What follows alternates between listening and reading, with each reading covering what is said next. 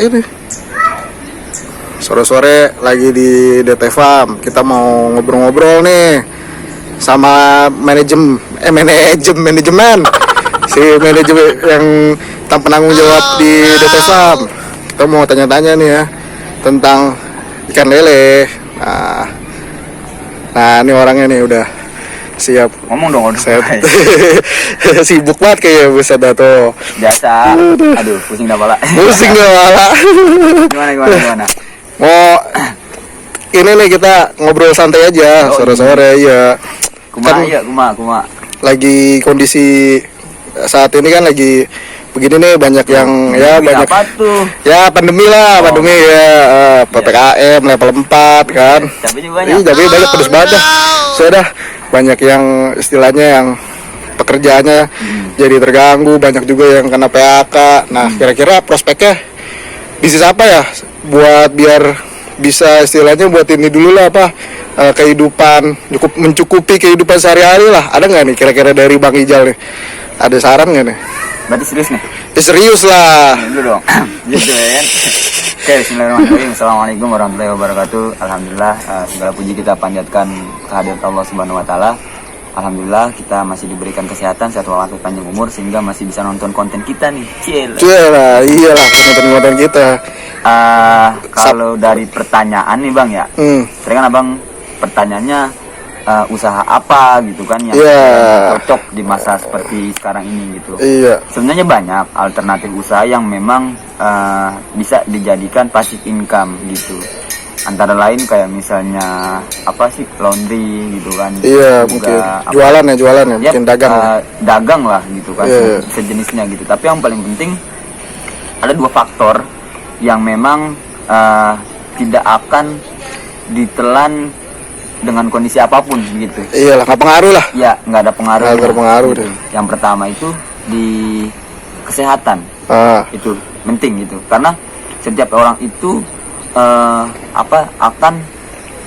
akan butuh. Iya, butuh lah namanya kesehatan yang manusia gitu. ya. Karena kalau sakit ya kita nggak bisa gitu kan. Sembuh sendiri. Iya, WhatsApp juga nggak bisa kan. Gitu. WhatsApp. Iya, kita mau WhatsApp kalau bisa iya. Mas, iya. Kan?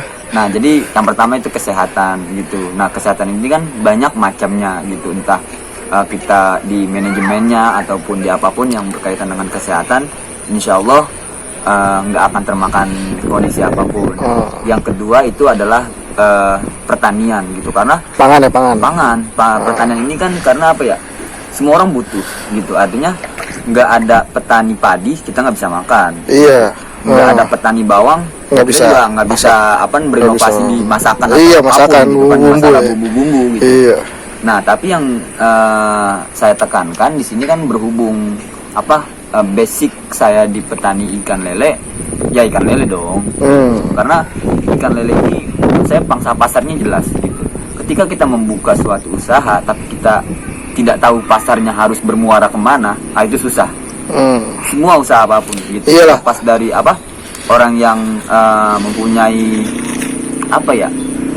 uang banyak gitu kan, tapi mereka membuka suatu usaha dan tidak mengetahui pangsa pasarnya, ya susah pasti. Makanya kita harus tahu dulu pangsa pasarnya itu kemana gitu. Tapi kan kalau ikan lele jelas, selama orang Lamongan, selama orang Padang, selama orang Tegal masih ada di sekeliling kita. Warung gitu nasi kan. ya. Iya. Gitu. Itu nggak ada matinya. Iya. Karena 100 meter kalau kita jalan itu ada pecel lele. Iya. Walaupun nggak ada pecel lele, nasi Padang lah minimal.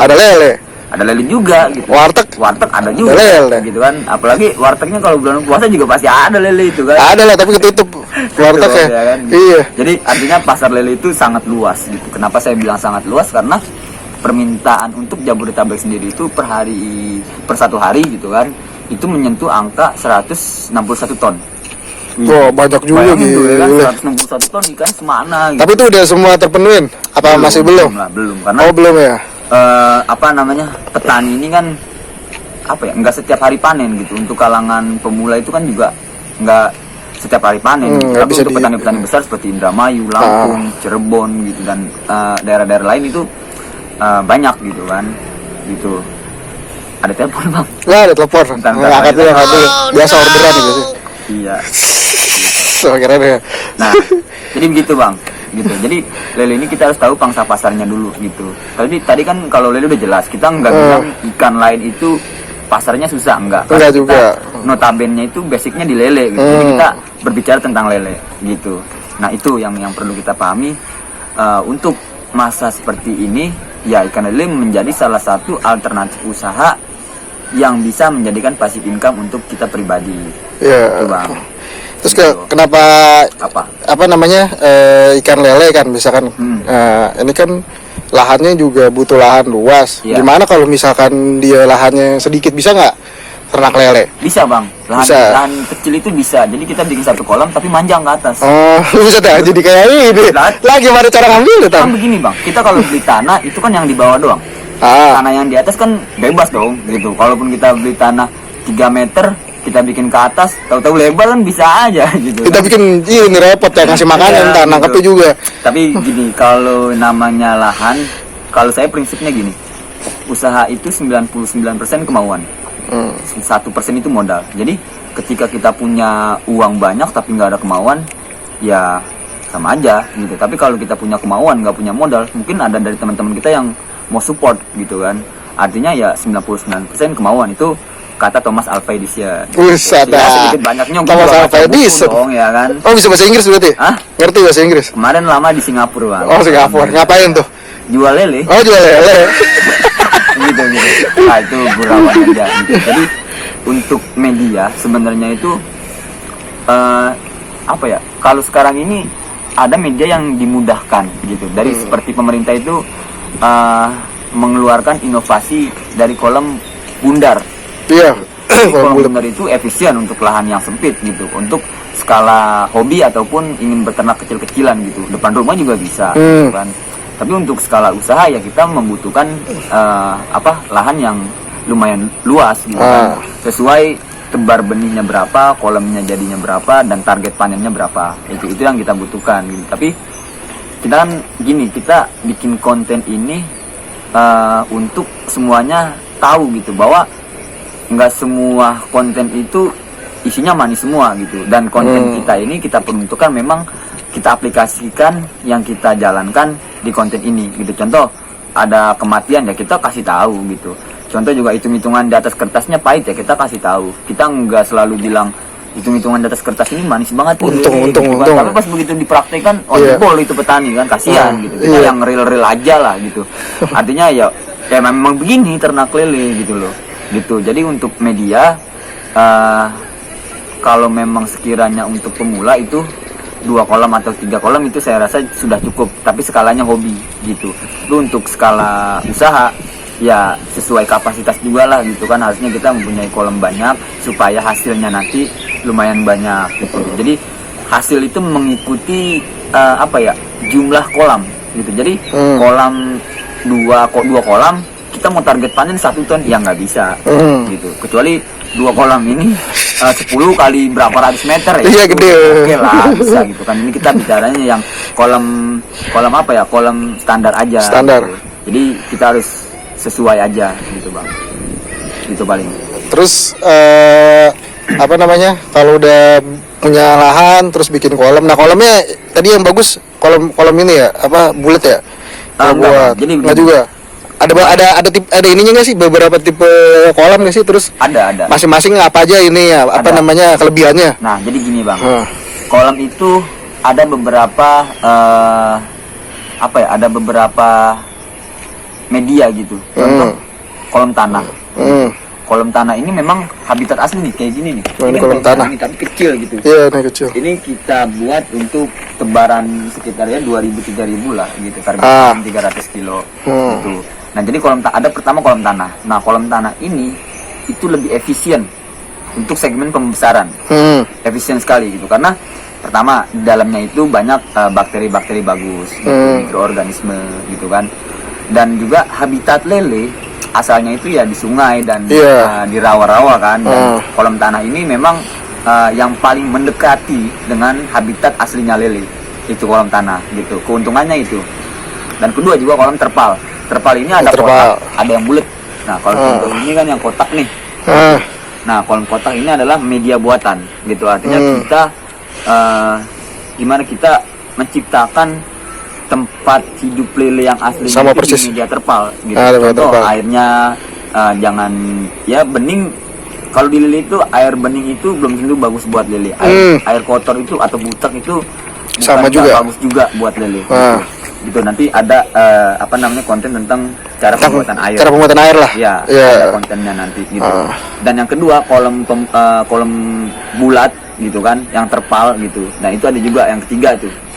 Nah kalau kolom bulat itu diperuntukkan dari dinas mungkin ya, dari dinas itu untuk kalangan-kalangan yang notabene itu punya pekarangan rumah yang dimanfaatkan untuk beternak lele gitu. Jadi kalau kolom bulat ini ikan itu kan kalau kolom bulat itu bulat ya. Iya. Jadi ikan itu adanya berputar. Nah, sedangkan lele itu bentuknya koloni, Bang. Oh iya. Gitu. Jadi kalau kita pakai kolom kotak ini, nah lele itu adanya di sudut-sudut gitu. Di sudut-sudut. Nah, kalau kita pakai kolom bulat, itu lele itu berputar. Jadi ada dua komplotan lah kalau kita bilang kan, Iya. di atas dan yang di bawah. Di bawah. Nah, begitu kita kasih makan, nah nanti yang di atas itu makan turun, Hmm. baru gantian, yang di bawah naik. Gitu. Itu kolom bulat. Nah, kolom bulat ini lebih efisien karena ada drainasenya itu ketika kita cabut paralon, itu air kering gitu kan. Nah, itu memudahkan untuk panen kalau kolom bulat gitu. Dan ada juga kolom beton. Kolom Yeah. beton itu apa ya? Kolom tembok lah kalau kita bilang gitu. Nah, ini ada plus minusnya juga gitu karena kan suhu daripada beton ini kan Yeah. sudah panas gitu. Nanti ketika malam hari berubah jadi dingin. Itu media-media yang diperuntukkan untuk beternak lele. Gitu. Terus kalau misalkan di area terbuka pasti kan ya, perlu ditutup nggak sih atasnya? Apa biarin aja kan panas, hujan, ada ngaruh nggak sih? Sebenarnya nggak ada pengaruh sama sekali, Bang. Kalau pemikiran saya gitu kan, karena pemikiran saya gini. Contoh ada yang berpendapat, oh air hujan itu pengaruh loh buat lele. Iya. Gitu. Saya Islam gitu, artinya bukan saya menjual agama, bukan. Kita ketika hujan itu disuruh berdoa, Allahumma sayyiban nafian gitu. Ya Allah jadikanlah hujan ini berkah gitu kan. Itu kita disuruh berdoa seperti itu. Gitu Allahumma sayyiban nafian gitu. Nah, kalau misalnya air hujan ini dikatakan berpengaruh untuk lele, toh kita sama aja dong nyalain pencipta air hujan tersebut. Kan begitu. Logikanya kan begitu. Contoh orang nggak ada air nggak bisa minum. Tumbuhan nggak ada air hujan mati gitu. Toh semua sumber-sumber air yang ada di muka bumi ini berasalnya kan dari air hujan gitu kan, turun nanti yaitu sistem sains lah gitu kan, ilmu pengetahuan alam lah, itu waktu SD dipelajarin itu. Cuman waktu SD saya cabut gitu kan. Cabut ya. Gitu. Ya pokoknya muaranya itu di lautan atau di danau-danau gitu. Jadi menurut saya itu nggak perlu ditutup-tutupin apapun gitulah. Selama dibuka ya dibuka aja. Bisa ditutup, tapi untuk skala matahari itu masih tembus. Contoh pakai paranet. Iya. Itu kan kalau ini kan pure Pure dibuka nih. gitu kan, pure dibuka. Karena ikan ini butuh yang namanya sinar matahari, dan juga bakteri yang ada di dalam air ini butuh yang namanya sinar matahari untuk fotosintesis. Gitu. Jadi artinya ketika matahari itu menerangi kolam-kolam kan terjadi perubahan suhu gitu kan. Nah nanti mikroorganisme ini berfotosintesis gitu. Itu. Jadi kalau saya bisa bilang kalau misalnya kolam yang ditutup pakai asbes atau apapun gitu, yang selama tidak terkena matahari, itu saya bisa pastikan airnya coklat. Itu saya bisa pastikan. Kalau percaya silakan buktikan. Gitu. Tapi untuk kolam yang ditutup paranet itu ada kemungkinan hijau gitu. Nah yang berpengaruh, bener gak sih air hujan itu pengaruh untuk ikan lele? Saya bilang sama sekali tidak gitu. Karena pertama ya kita sebagai muslim juga semuanya kan insya Allah muslim semua gitu kan, ya disuruh berdoa ketika hujan gitu kan. Artinya hujan ini baik gitu, hujan ini rahmat gitu kan dari Tuhan gitu. Nah kenapa kita harus menyalakan air hujan? Yang jadi masalah itu kotoran apa yang ada di itu dibawa sama air hujan. Bukan air hujan. Oh bukan. Contoh gini, kita ada paranet. Paranet itu kan biasanya untuk menghindari kalau biasanya itu untuk pohon-pohon yang jatuh. Oh iya. Gitu kan. Air pas hujan turun, nah tercampur. Begitu hujan turun, kena itu daun-daun yang ada di atas paranet, turunlah ke kolam. Nah itu yang menyebabkan terjadinya penyakit. Oh, bukan dari air hujannya langsung. Salah besar betul. gitu. Saya bilang salah besar gitu. Tapi untuk perubahan air hujan ini mengandung tingkat asam yang tinggi. Itu iya betul gitu. Jadi Kalau ada ikan habis terkena air hujan menggantung, ya itu dikasih garam juga insya Allah mah beres, selama nggak ada kotoran yang masuk ke dalam ikan. Gitu. Itu sih paling. Jadi salah besar kalau orang bilang air hujan itu pengaruh. Toh di daerah-daerah itu memanfaatkan air hujan sekitar 70 sampai 80%. Gitu. Sekarang saya balik tanya buat teman-teman yang berpikir air hujan itu pengaruh buat ikan. Hujan nggak turun selama 1 tahun, ente budidaya pakai apaan? Pakai pasir. Gitu. Kan jalan pikirannya begitu bang, logikanya tuh. Gitu. Ya ente manfaatkan air, oke bilang ya udah hujan nggak turun selama 1 tahun, gue pakai air kali gitu kan. Air kali sumbernya dari mana kalau bukan sama air juga.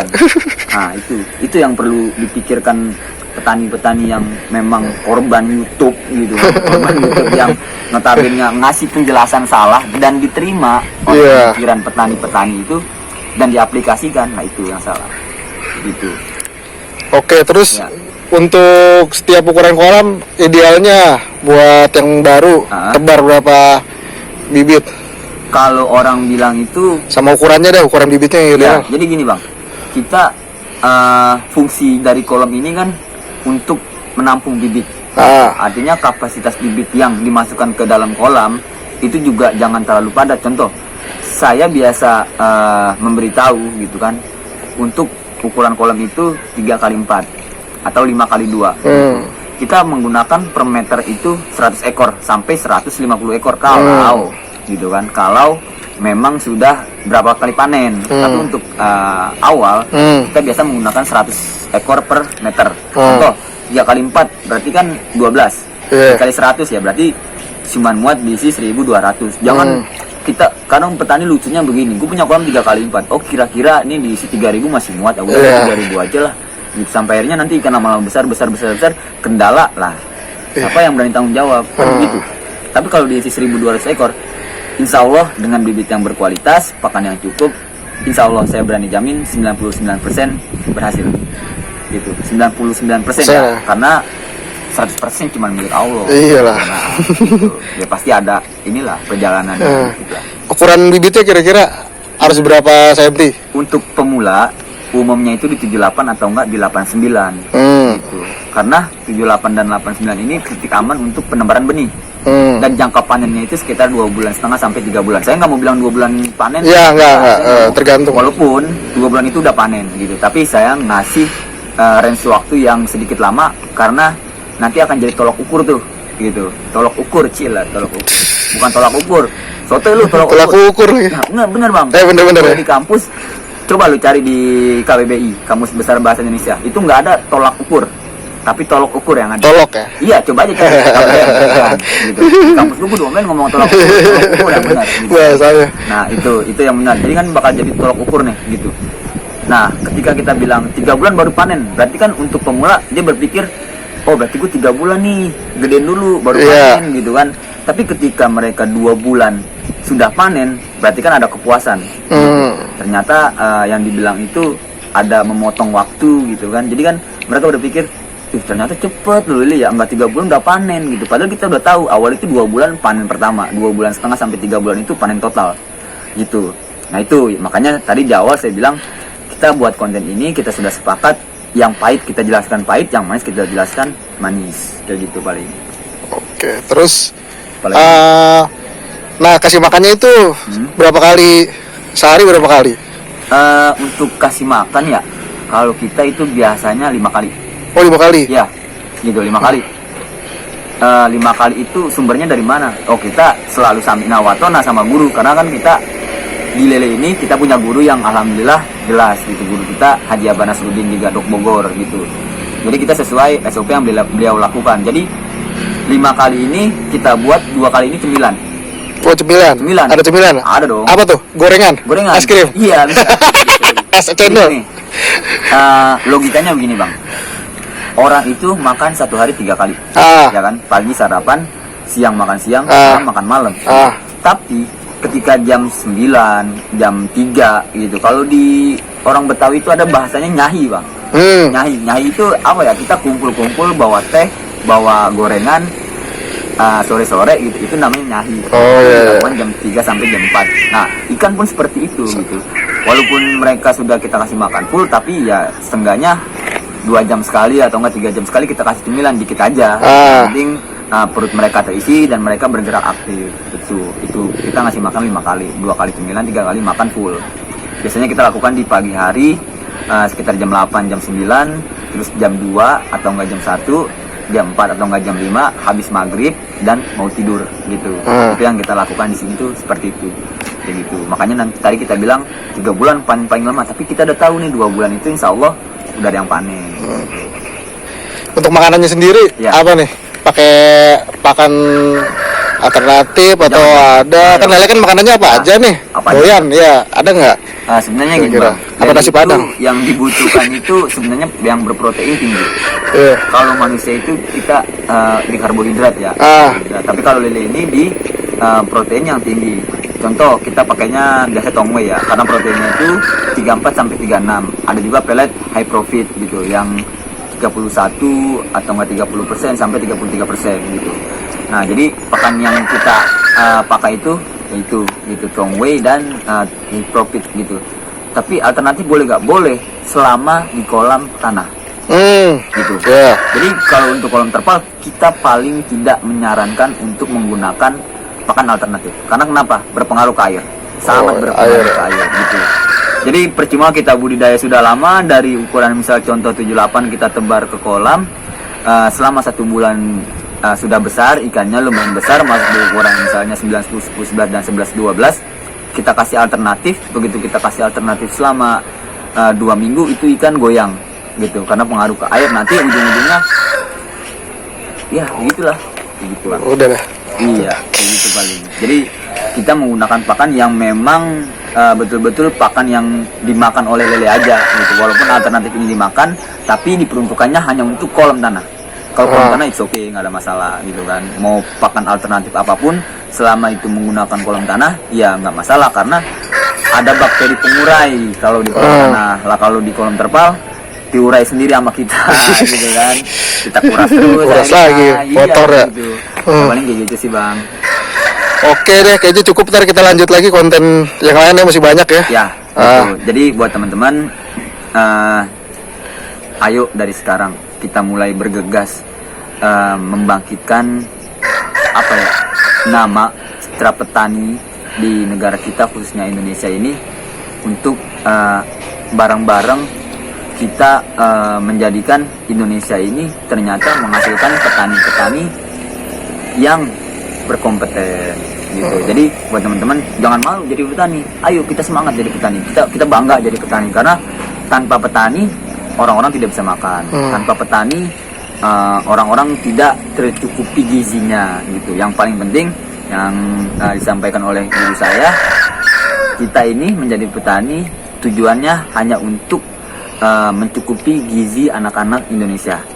Nah, dengan begitu feedbacknya insya Allah rezeki mengikuti, tergantung niat pada awalnya gitu. Jadi jangan teman-teman berpikir gue jadi petani harus jadi orang kaya, jangan gitu. Kita berpikir saya menjadi petani untuk membantu gizi anak-anak yang ada di Indonesia dengan beternak lele. Insya Allah nanti rezeki bakal muncul gitu. Nggak ada yang usaha nggak akan mengkhianati hasil kan, begitu kan gitu. Itu pasti dan itu real terjadi gitu. Jadi buat teman-teman ayo kita semangat, kita bangkitkan nama petani Indonesia ini menjadi petani yang berkompeten di bidangnya masing-masing. Dan jangan lupa 2,5%-nya kita bagikan orang yang berhak mendapatkannya.